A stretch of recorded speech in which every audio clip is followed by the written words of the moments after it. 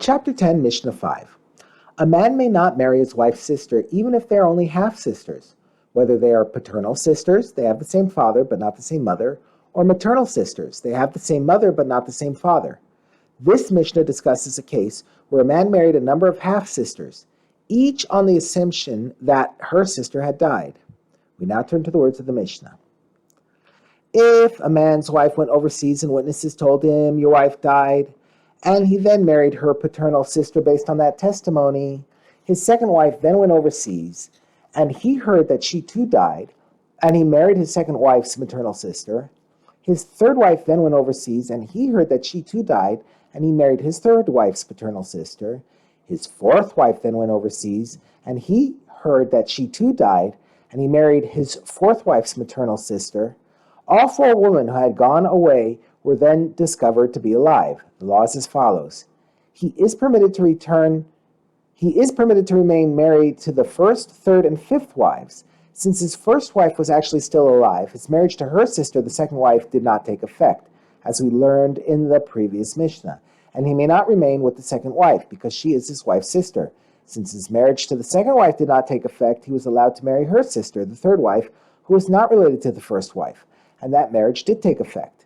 Since his marriage to the third wife took effect, his marriage to her sister, the fourth wife, did not take effect, for she was his wife's sister.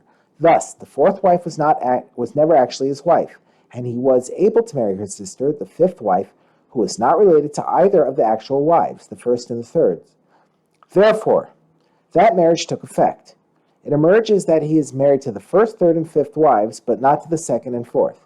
Therefore, if he later dies without children, and his brother performs yibum or chalitza with either the first, third, or fifth wife, she exempts her co-wives from yibum or chalitza, because these three women are all his legal wives. However, he is forbidden to remain with the second and fourth wives, because each of them is a sister to one of his wives. Accordingly, if he dies childless, cohabitation, i.e. yibum, by a brother with one of them does not exempt her co-wives, i.e. his other wives, from yibum or chalitza, because these two women are not legally his wives. The Mishnah gives another case where a man married the same five women.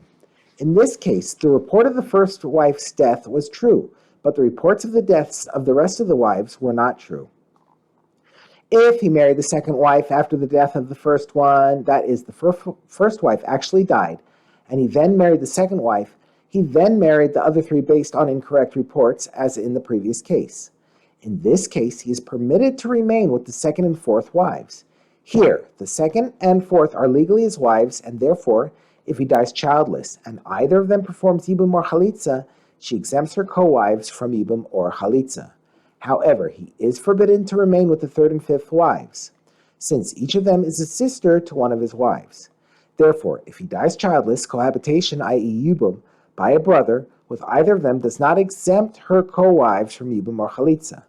In this case, since the first wife had really died, the marriage to the second wife took effect. Therefore, his marriage to the second wife's sister, the third wife, could not take effect. Since he was not married to the third wife, his marriage to her sister, the fourth wife, did take effect. Accordingly, his marriage to her sister, the fifth wife, did not take effect, because she was his wife's sister. Thus, in this case, he is married to the second and fourth wives, but not to the third and fifth ones.